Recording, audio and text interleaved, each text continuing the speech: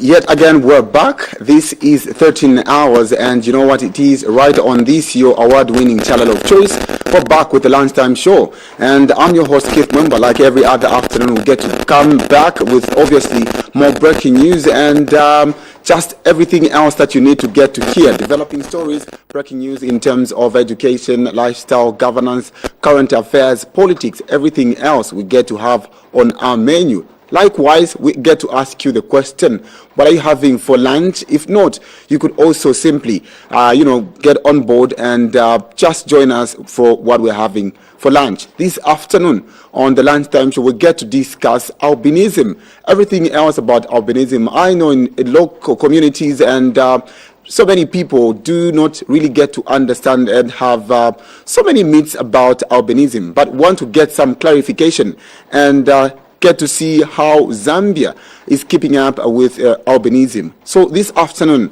in studio, we're joined by Mr. Boniface Massah from Malawi. He's our commissioner High Commissioner for Human Rights in Malawi, and also Commission of 9 Executive Director right there in Malawi. Mr. Massah, good to have you. Good afternoon. Good afternoon to you too. Great.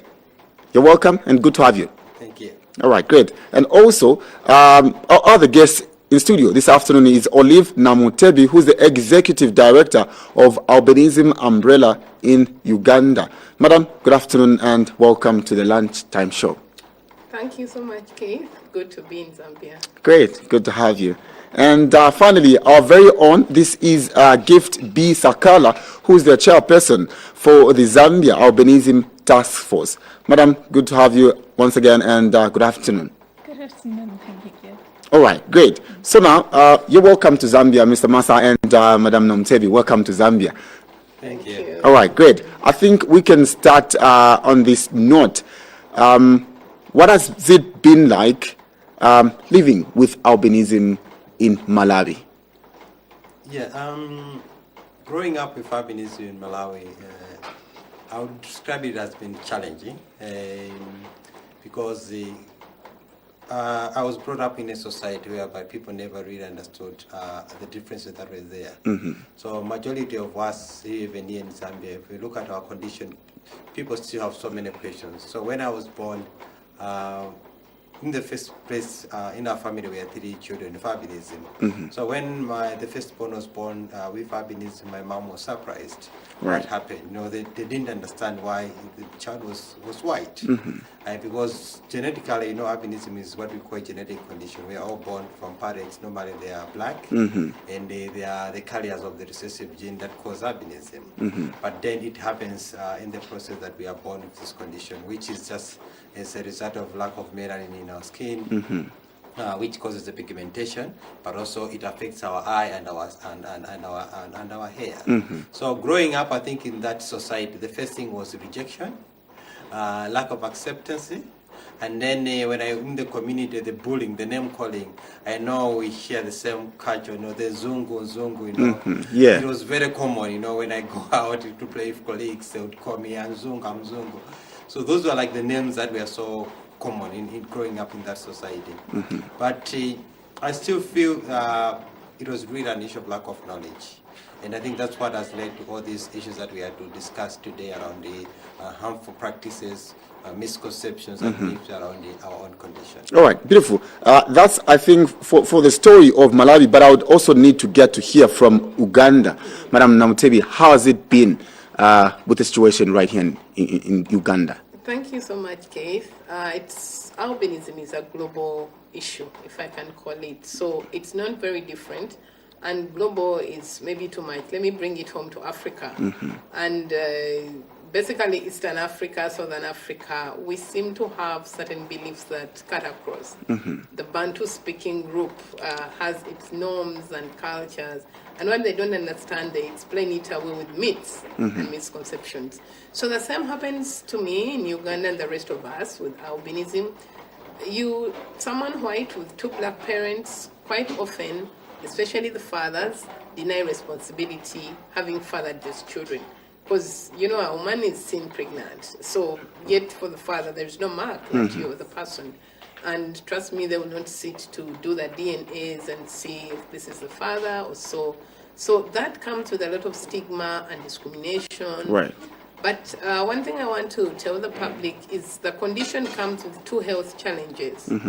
That is one, because we do not have the pigmentation, our skins are very susceptible to skin cancer.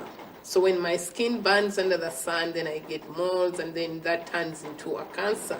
You all know there's no treatment for cancer, and that is very rampant in persons with albinism.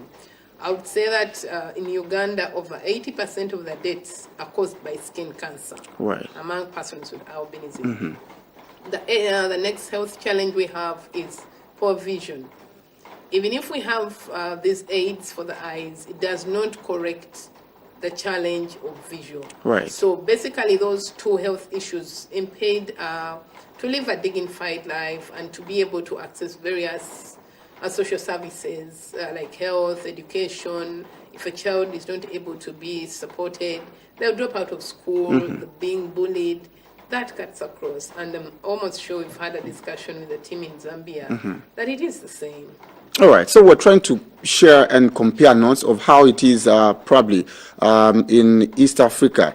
But let's get to here, back home here in Zambia. Madam Sakala, how has it been living with albinism in Zambia? Okay, living with albinism in Zambia, it's just the same almost to Malawi, Uganda. You go through the same discrimination, you go through rejection. If you're lucky, you're accepted by both parents. Then when you go outside there in the society, you have to face it, because people will spit in their clothes when they see you, and you are not fully accepted. And the issue of skin cancer, it is, I think it is the major factor that has been taking people with albinism, even here in Zambia, because the lack of sunscreen has contributed so much, and also the lack of awareness that you really need this. And this is how you take care of your skin, because you are born from a parent who doesn't have it, who doesn't know how to take care of it. So it becomes also a challenge. How am I going to take care of this child? So there is no enough information. So it's more or less like we are just in the same box. We have similar challenges. All right. Now, I think we'll start from here. What is it? I believe even Mr. Massah and Madam Namutebi, they've come in for the operation of the Zambia Albinism Task Force. So what is this task force all about, and when was it initiated, and what is it that is looking forward to? Okay. The Zambia Albinism Task Force, it was formed by different organizations to amplify the voice on issues for persons with albinism. Yeah. To engage the government, to come up with a plan on how we can solve our issues. That is the main thing that we are looking at. Right. And so far, how's been the engagement with the government and other stakeholders? So far, we will not say much, but we are really trying. And we have managed, the government of Zambia, because persons with albinism are classified as people with disabilities. Yes. So we fall under the Ministry of Community Development. And under the Ministry of Community Development, we've got the Zambia Agency for Persons with Disabilities. Zambia Agency for Persons with Disabilities have been of great help. Okay, if you can recall, on 13th of June, they came in to support the albinism community. So little by little, we have started making progress, and we are engaging the government. Beautiful. Let's get to hear from Madam Namutebi in Uganda. You've highlighted of how difficult to grow up in a community of seemingly different, like living with albinism. How's it been to counter the challenges there in Uganda? How has it been for you, and also from the albinism umbrella in Uganda? When was it formed, and how has been the works so far? Thank you, Keith. You've talked about the challenges. I alluded to some of them. Albinism umbrella is really, like the name suggests, an organization, an umbrella organization that brings together the voices of people with albinism. And in Uganda, there are many steps that have been done. One of the key success factors that we have today, as of just last 13th June, we launched the National Action Plan by the relevant ministry, which is social development back in my country. So, like many other minority groups and injustices against them, it's very imperative that you form a movement to, government will not deal with case and then Boniface and then gift. They want to see a unified group. Great. So yes, we were there and we all had issues. This one does skin cancer, this one goes to the law, this one does this. But we said we need a plan, that we need to tell government this is it that we want to pursue, and persons with albinism will have a better life. So back home, Albinism Umbrella spearheaded this to engage the government. Right. And we were very specific. We do not want to work in a vacuum. I want to put this in point that there is an African plan for persons with albinism. Right. So at that level, at the African Union, at the Pan-African Parliament, there are endorsements that have been done to this plan. So it is upon each member country to have that domesticated. And that's one of the reasons that we're here to support our sisters in Zambia and others, that we have this roadmap, because the authorities that we have already thought of, the good pillars that we can follow through and see that the plight of people with albinism is well addressed in the different states. One thing I want to also appreciate the Zambian government is albinism is now considered under disability. Because look back in my home country, albinism was never planned. When they talk about disability, it is the physical, the blind, the lame, and others. Not recognized in any category. Exactly. So if you're a government, how would you plan for others? So for me, it is a step in the positive direction that yes, come to the disability movement. Then if they are planning for disability, albinism issues need to be highlighted. Right. So as again, a matter of importance is disability is not homogeneous.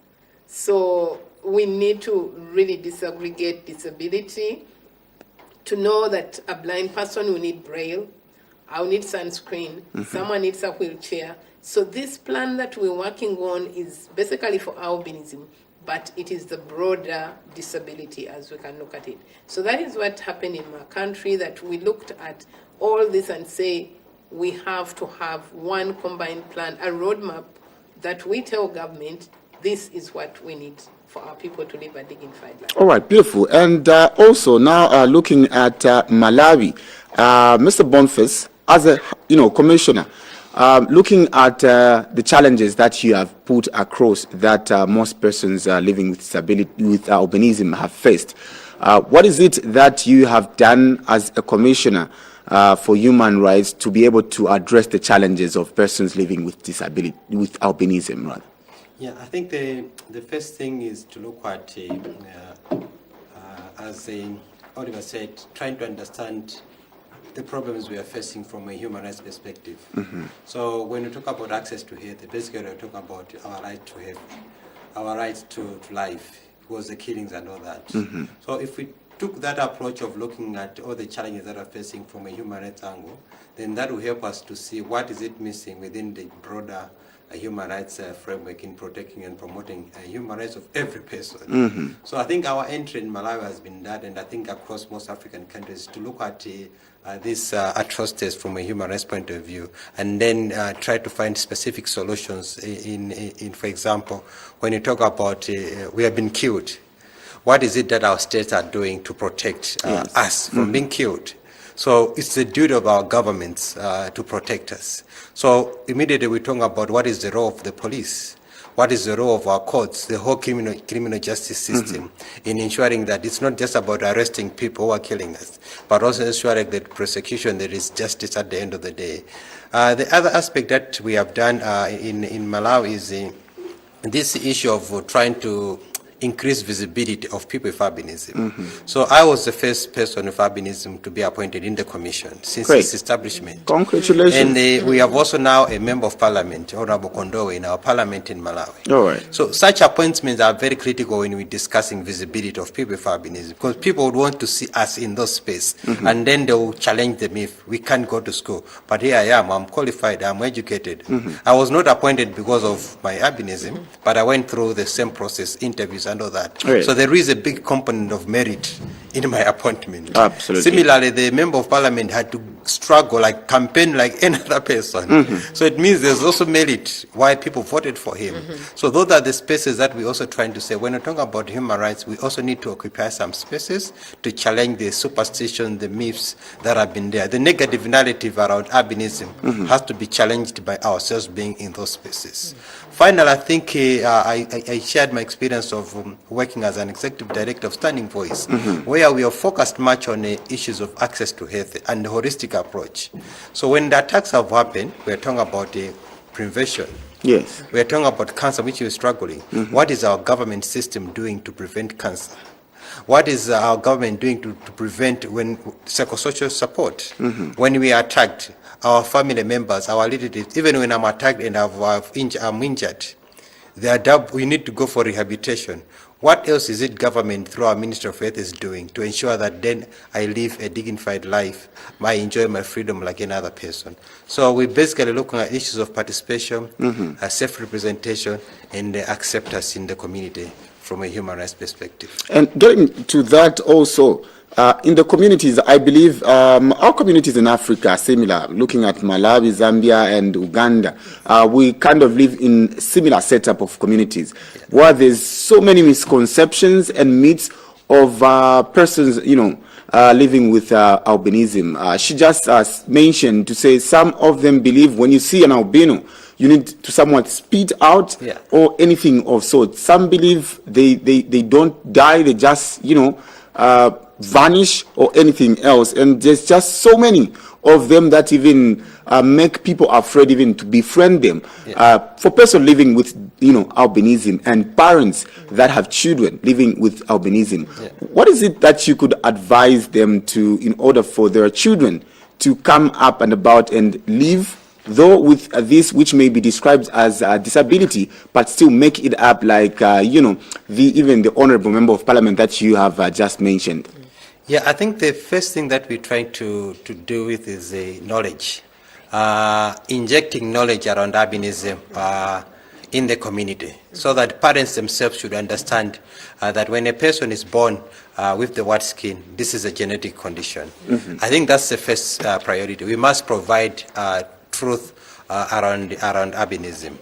Secondly is an issue of ourselves as people with albinism being self-aware of who we are. So we need to accept our condition and love who we are. Great. So these, for me, are very critical. Parental acceptance and even self-acceptance as persons with albinism, so that when we go into these spaces that I'm talking about, then we can even challenge these narratives.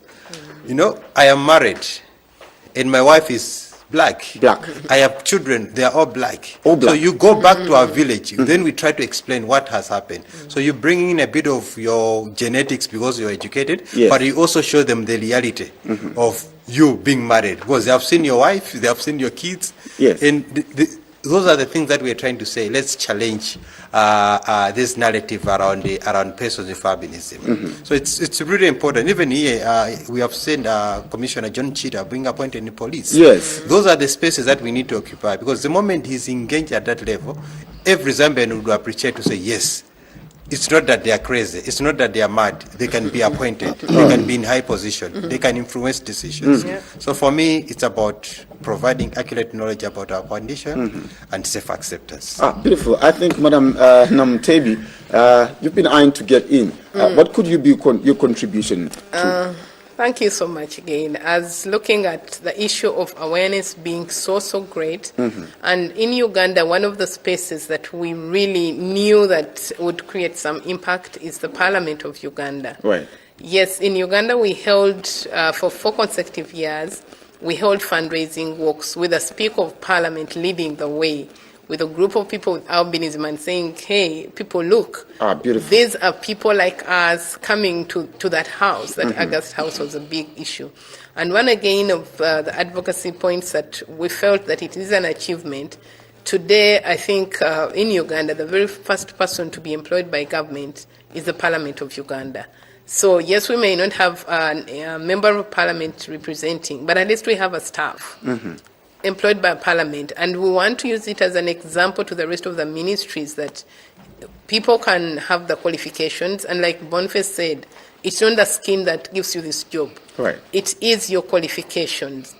The other aspect that we've really amplified in Uganda is also the issue of skin cancer and skin cancer treatment.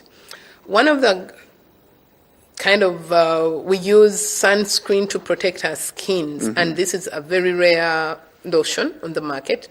And we're saying in Uganda, it was first of all put in cosmetics. That was the categorization that was done. Right. And we really had to make noise and say, this is a drug for us. So at least that has been moved. The taxes have been waived. You know, in cosmetics, they really tax them. I think every country does anyway. So now today sunscreens are not taxed.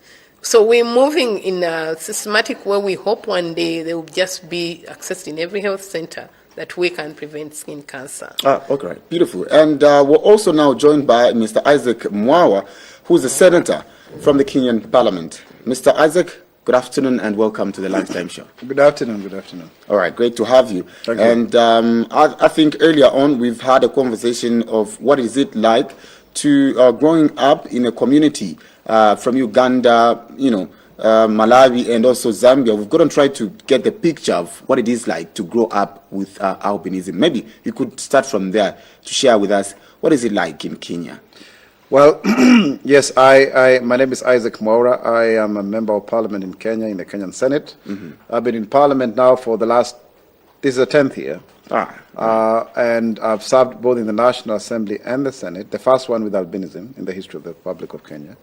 And I have served in both chambers, National Assembly, Senate, and I'm also founder member of the Albinism Society of Kenya. So I think it's not easy to, to grow up with albinism, especially those of us who grew up in the 1980s, because then you are really stigmatized. Yeah. My own mother was accused of going out with a white person. Africa, yeah. And of course she was ostracized. But she loves me. She loved me, and I was accepted by those around my family. But then I grew up with a father, and that's an issue that people across this table may actually connect with. That creates some sense of deficiency around even masculinity and what have you, and how people look at you and how you perceive yourself in that regard.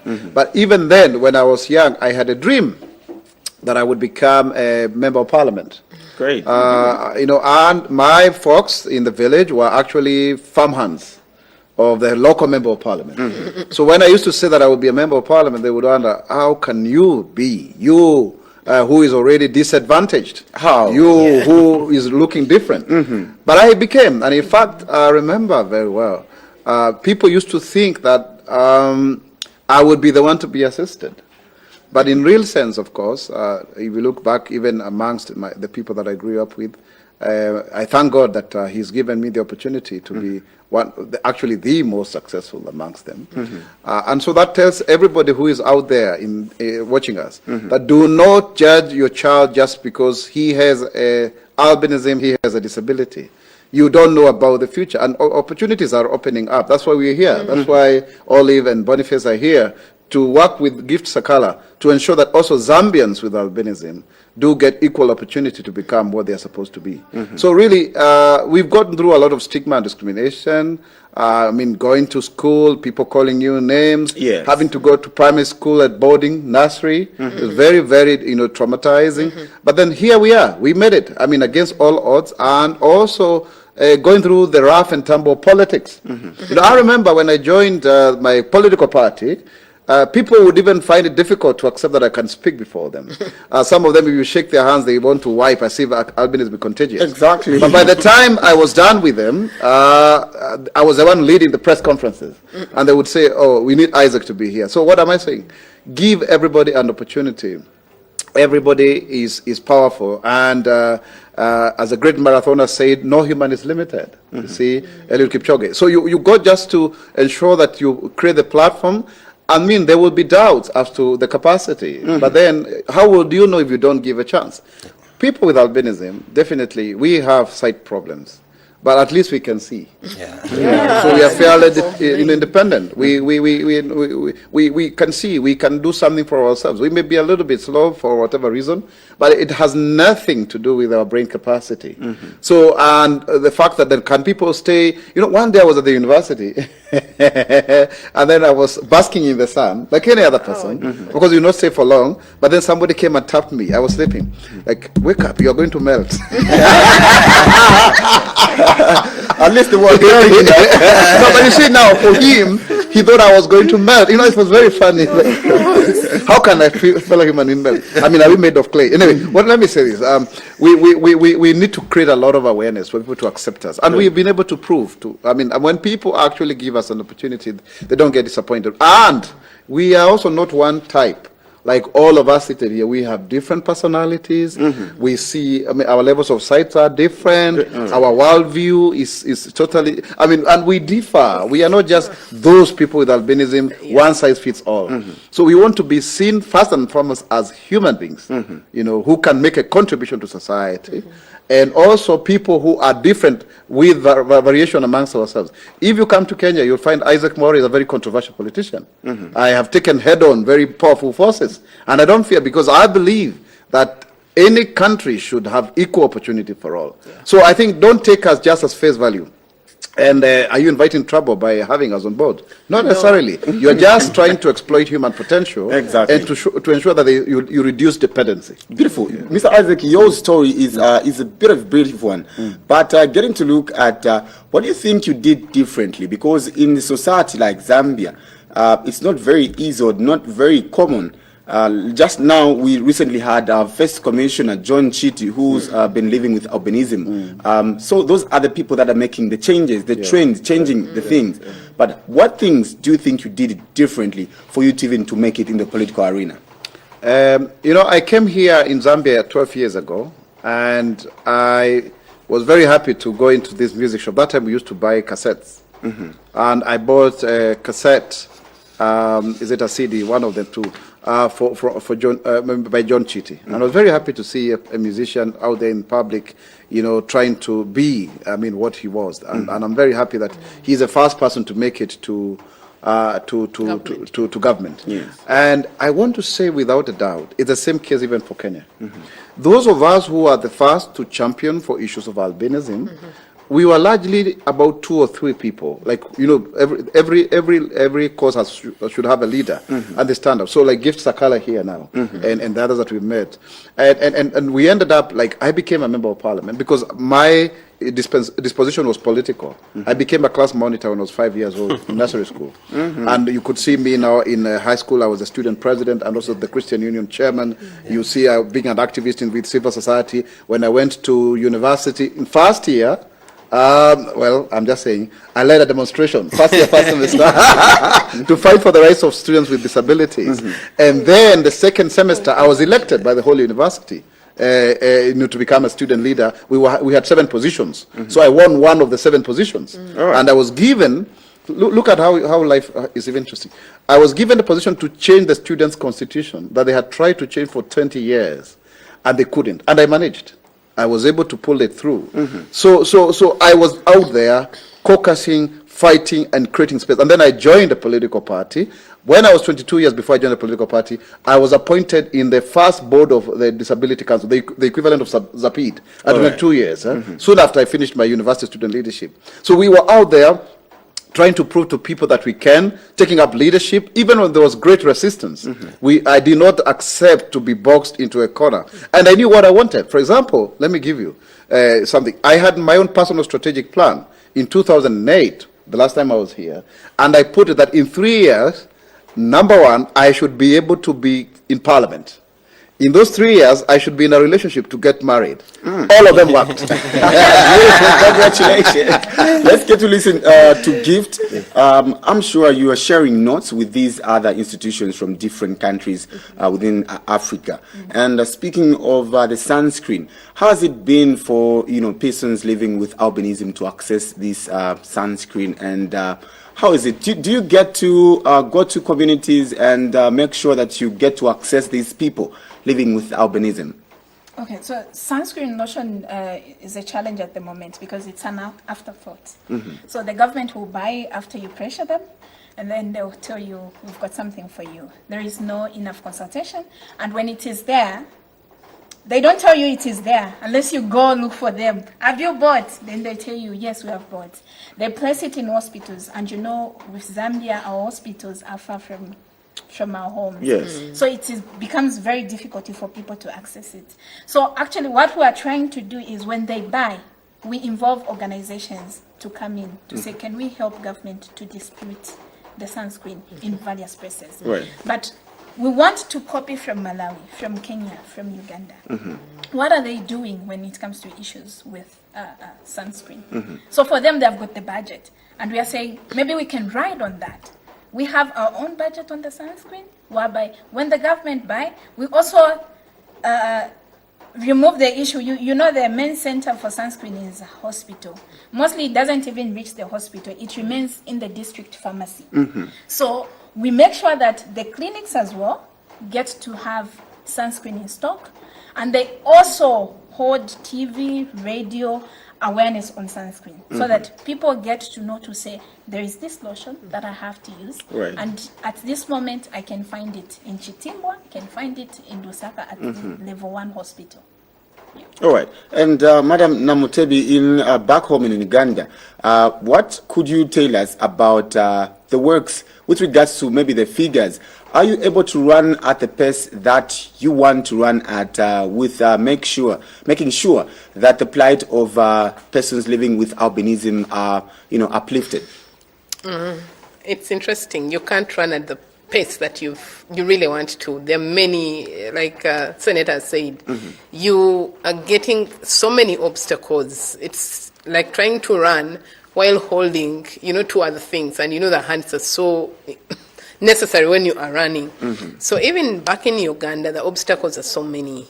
I remember we just took on a school, one of the big challenges, and for us in Uganda, I want to believe that the right to education is a very fundamental right for everybody, but for people with albinism. Because if you have this right actualized, then you can you can go to the health center, you can get justice, Education for us, we feel, is so fundamental that these children must be enrolled. In Uganda, there is what we've called universal primary education, and enrollment is at over 90%, but not for people with albinism. So yes, the general enrollment is big, but children with albinism are left behind. Why? The bullying, poverty, because, these government schools are really overcrowded. Now, this is a child 3, 4, 5 years who is in this crowd of children who are pinching him or her. Do you really have red blood? All of this. One of the issues that we contended with is an 11-year-old girl who was rejected from school because of albinism. Yes, as an organization, we felt this should be a lesson to the rest of the school administration. So we took on the school into a legal battle, which we won. And that case, honestly, has changed, and they were fined, and we went up to the ministry that can we have an inclusive policy. In a few days or so, the policy will really be approved. All right. So it takes so much. The pace is really curtailed with all these challenges, but as trailblazers or anything, we face so many challenges, but you've got to look, you keep referring to another country, like you see in Malawi. They're doing this. In Kenya, they already have a budget. We've just had this. Can we also get this? But generally, in Uganda, the disability movement is somewhere, because we have at least 5 representation in parliament. But like I said, disability is not homogeneous. And then there are those who are louder than, other disabilities. Albinism is the youngest to be crafted into this movement. So how do you find your space in a place that is already so crowded? Exactly. So it's a big fight for the Sakalas here. Congratulations that the government can even procure some creams. Back home, not yet. It's a struggle. So the small steps that we take, we look to the other countries and say, hey, can we borrow a leaf here? We are a bit fortunate in Uganda that the ritual sacrifices are not as rampant as maybe in Malawi or in Zambia and all that. But we're not relaxing. We're saying our borders are porous. Anybody can move across, COMESA and the East African Commission. So we're saying we need to drum this. We need to drum this. Security is compromised. So it's a lot of awareness that needs to be done. And to us, if you have people aware that I am human like you, I have every right that you have, then you can help me achieve my rights. And we live in a diverse but complementing now, one another. Mr. Massah, looking at how so many people, it could be a similar problem in different communities from different countries, of how so many people do not have access, let's say, to sunscreen. What has been the alternatives that have been there? Is there an alternative if you cannot access sunscreen? How do you take good care of yourself? Yeah, I wouldn't say an alternative. There is. It's Okay. a no. And that's why I think we are talking about holding our governments in Africa accountable. Because it's the way what we are saying, when you go to a hospital, you get paracetamol, Panadol. Those that have diabetes, they get their drug. I think that's our thinking around this provision of sunscreen. Why we are saying it's a no is because what we talked about, lack of melanin. We need to use this sunscreen every day for the rest of our life. And if you look at the economy in most African countries, it means there's a lot of money that I need to spend to buy sunscreen. And it's not just buying sunscreen. Even when you go into our shops, it's not even there. So it's about accessibility and also affordability of the product. All right. What we're trying, I think, as part of the package, is to teach ourselves around sun protection habits. So wear a hat, avoid the sun, wear your long sleeve. And then that's where now we're also going to the government again in the Ministry of Education. Most of our school uniforms, you see, they're short sleeve uniform or shorts. For a person with albinism, for a child with albinism, we need to have long sleeve uniform. I still need to wear my hat even in class, which is like, it's a taboo. Teachers will ask, why are you wearing a hat? Yes. Being naughty or something. Yes, so those are the things that we're still going back to government and engaging them. Yes, we are struggling to get sunscreen, but at least maybe our parents, the little money that they have, they can afford to buy me a shirt, or they can afford to go to a tailor to make a long sleeve uniform, allow me to wear that. If there are girls, long dresses, or nowadays there's modern, there's leggings and all that. Yes. So just modify that. You ensure that you avoid the sun and you are protected throughout if you're not using sunscreen. But sunscreen is really important on our skin because of the lack of melanin. All right, beautiful. Let me get back to you, Senator. You are a member of Parliament. What do you think Kenya is doing in order to advance this good agenda in policy formulation to make sure that also persons with living with albinism lives are upheld? Thank you very much. I think there is a reason why you have your own representative in government. If that representative does not make change, then there is no need of having someone who looks like you in those positions of privilege and power. And having said so what have I done myself to ensure that Kenyans with albinism, and by the way, sir, we prefer to say with albinism, not living with. Yeah. Oh, without persons with albinism. Albinism. Oh. Because when you say living, it's like you are living with somebody in the house. So we have albinism. We wear it. It defines us. It is our master status. Because living with albinism is a carryover. Living with is a carryover from HIV and AIDS. Persons living with HIV and AIDS. But we are persons with albinism, persons with disabilities. Now, it's good I say here on national television that persons with disabilities, persons with albinism, I beg your pardon, persons with albinism are black, but not black enough. Yes. White, but not white enough. Disabled, but not disabled enough. So they suffer from that in-betweenness. That you cannot just locate somebody into a box. And that is why sometimes people are not able to handle us. Because when you say you are disabled, ask you, but you can walk. It's called the individual relational model. If you say you are visually impaired, but at least you can see. You can see. So it becomes very difficult. I went to a school for the blind myself. From kindergarten to O level. But then you see, still something was made out of that, So, I mean, in Kenya, what have we been able to do? I was able to put in a budget for persons with albinism, $1 million. The reason why is because then sunscreen needed to be provided for. And when they wanted to take that money to the Ministry of Health, I said, no, let this money go to the National Council for People with Disabilities. Because I wanted to locate the issue of albinism within the ambit of disability. Yes. Earlier on, when I was serving in the council, the equivalent was appeed, I made sure that albinism was now a standalone category of disability when people were being registered, so that then those with albinism would get the card. And then this money, what did we do? I came up with a paper. I came up with a paper that then would define to government what they were supposed to do. And it was you go straight to confer direct benefits on persons with albinism, so that it's not caught up in these issues of policy, meetings, in between that does not help. So you have sunscreen, provide for sunscreen. Initially, my target was 2,500 people every month getting a bottle of sunscreen per day, because the sunscreen is costing between $20 to $30 a month. These are people who are living less than $1 a day. So you provide for that. Prescription glasses, okay? So that then at least to augment vision. And then protective clothing. And then skin cancer treatment, and then awareness creation and advocacy. So this then would be with regards to human rights. This would be in terms of changing of laws, for example, and policies and what have you, the sector policy for learners with disabilities, for example, and ensuring that we are there in the 12 categories of children with disabilities. And then also, very importantly, now under the Albinism Society of Kenya, trying to create awareness in a unique way. We were the first, in fact, I'm the founder who started Mr. and Miss Albinism. So that, because I could see there was a vicious cycle of single motherhood. I am a child of a single mom. Most girls with albinism end up being single mothers. If they get children, so it becomes a generational issue.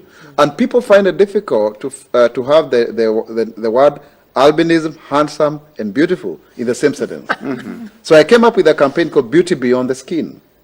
Okay? We did it in Kenya in 2016, East Africa in 2018. It has since been done by many other African countries. Right. The whole idea is to project people with albinism as beautiful, as desirable. You get the point? Yeah. So use that as a tool. And then now in the process, most people with albinism are seen only to be teachers. So then you can show a policeman, okay, a firefighter, a teacher, a lawyer, a banker, a doctor. That way then you challenge the imagery. Because amongst us, and people have independently gone through school and they become doctors, for example. People have gone through school and they become, sportsmen, that kind of thing. But then that is not in the collegiate thinking of issues. We are supposed to be only able to do certain tasks and not others. And we agree. We agree that then we have our own limitations. For example, I started youth with disabilities, including those with albinism, to join the National Youth Service in Kenya. These are paramilitary training. So after that, now they are moving into prisons. They are moving into cadets. They are becoming now provincial commissioners, for example. And this was not able to be done before, because we are challenging the thinking that these people cannot do paramilitary training. I believe that one day they will also be able to join the army, because the current kind of army, the latter-day army, is not that one of shooting. You can be at the desk and piloting a jet, you see? Exactly. So you then need to be able to be out there. So those are the kind of challenging the mindset, because the problem with disability is that it is an attitudinal issue. It's a social construct that emanates from attitudes and barriers combining together and the environment to create that disablement, if you like it. So the impairment is Isaac Mwaura, it's Olive, it's Boniface, it's beautiful Sakala here. But you can't change me, you can't paint me black, But then it's how people view me and what they have, the meanings that they have attached to what they see around us, that you need to deconstruct and show people that yes, we can, despite the various impairments that we have something to contribute to society. All right, beautiful. Now, with the situation here in Zambia, Gift, what is it now that you are doing with all these lessons that we are getting from other countries here in Africa?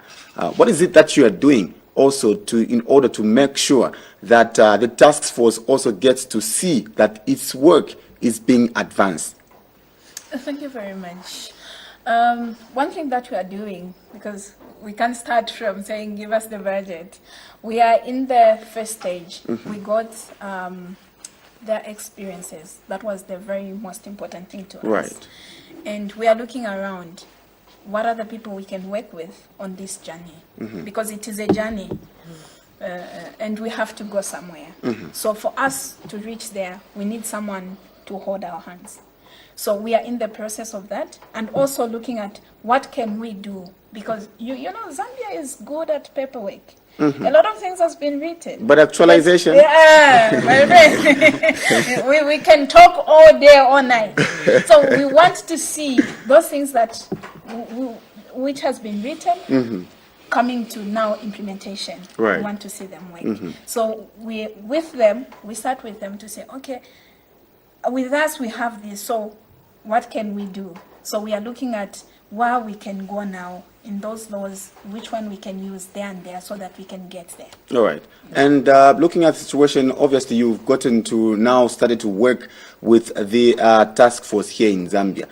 What is it that you think they should probably work on or starting to work on as soon as possible in trying to address these issues? Thank you, Keith. I believe as a task force, one of the big things that they need to do is to prioritize. Right. They have we have so many issues, but what are the top 2 or 3? Because I'm certain that if I came to you and I have this shopping list, you'd also perhaps look at 1 to 3. So we're asking them to have their priorities right and say this year, like looking at what Senator Mwaura was saying, he planned and said, this year I have to do A, B, C. So let's take a small bite at a time and say 1, 2, 3 as a task force prioritize and say this has to be off. Then we go in a systematic way, because if you ask for too much, every basket is always limited. So let's begin small and we'll be systematic. And to you, Mr. Massah, what is it that you can tell? And this, because addressing albinism issues also has to deal with the people that are black, if I can say that, that are not, that are not albinos. Albinism, yes. So how do you think people also should be addressing this issue of albinism?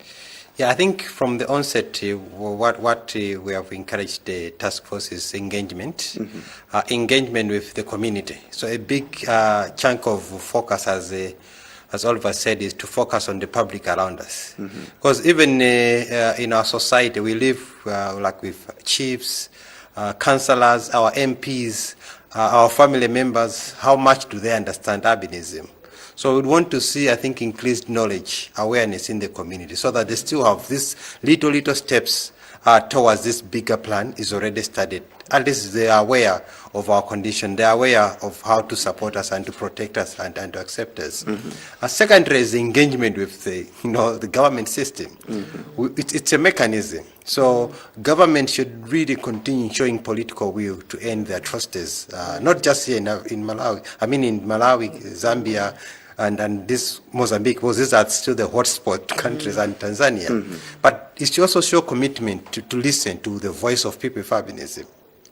If you look at our theme this year in the International Albinism Day, we are talking about we are united with one voice, or making our voice heard.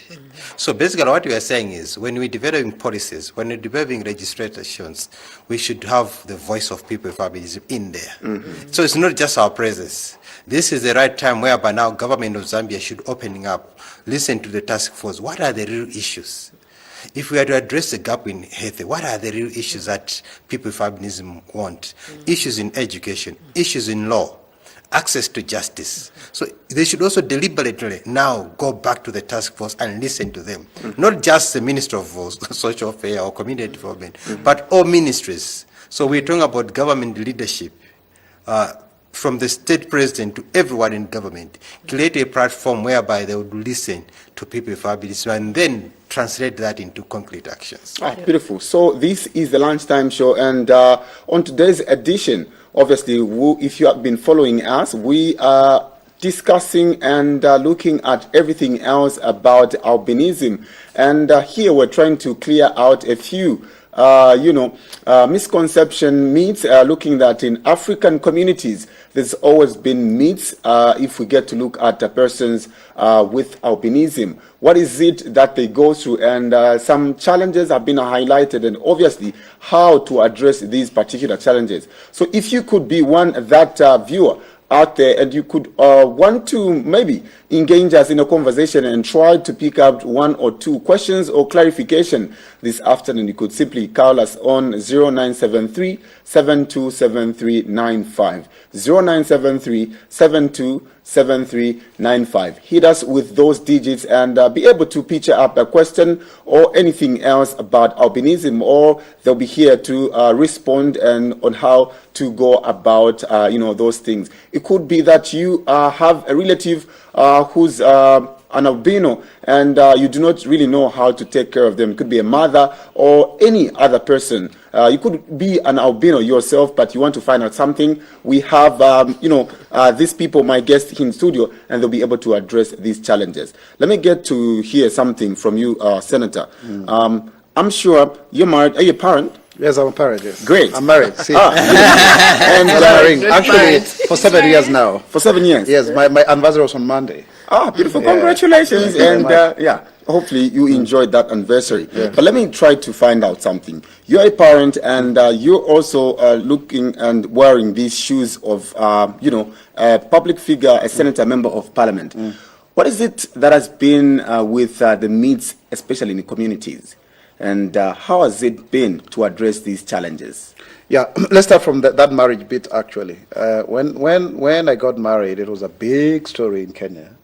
Why? Because the president of the country, President Uhuru Kenyatta, attended the wedding. I mean, our photo shoot was at State House, actually. Oh, beautiful. The only one that has ever happened in the history of the Republic of Kenya. You're making history. Oh, yeah. And also the leader of official opposition, Mr. Odinga, was also there. And then people are like, okay, you see now it was challenged because they had not seen in such a public a manner a person with albinism getting married. So that was a spectacle. And then now we got pregnant, soon after, and my wife was carrying triplets. Wow. And then they were like, okay, these people are very fertile. Unfortunately, we lost 2 out of the 3. But then now they want to look at the child. Is he dark pigmented? So my son is very famous because then it's a point of reference. It's called Jiro. So it's now to really show the people the myths that they have had before, that a person with albinism, whether male or female, they can lead successful married life. And after that, I could see it also when we did Mr. and Miss Albinism in 2016, that was in 2015. Now, like the December gift card for the biggest telco in Kenya, it's called Safaricom, was actually a man with albinism holding a girl with albinism, like this, like they were mimicking our wedding photos when we went for our honeymoon or whatever. What am I trying to say? One of the biggest achievements I can say that I have been able to do is to make albinism part of national conversation. Because before, when we started, it was very difficult, and that's how you break the myths. That's why you challenge, that stigma. You show you can. For example, there was a time I had a political altercation. I mean, it happens. I hope it also happens here. Yeah. And, politics is politics. So I got injured on my ear here. And then there was blood. Then people started saying, okay, of course, it was not good. But then people started saying, oh, so even these people have got red blood like us, you see. So it takes those kind of simple, direct engagements in the community. And in my campaigning, because I really, really have gone to the grassroots. Grassroots? Yeah, very serious. In people's houses and sitting down with women and whatever you. I've done all of those kind of things, riding on motorbikes and whatever you. Now, the constituency where I come from is the one that has got the most experience of interacting with a person with albinism. What am I trying to say? Boniface here is a human rights commissioner. So when he's dealing on human rights issues other than disability and albinism, people then see him as a leader. So in Kenya, I am now not seen as just a leader of those who look like myself.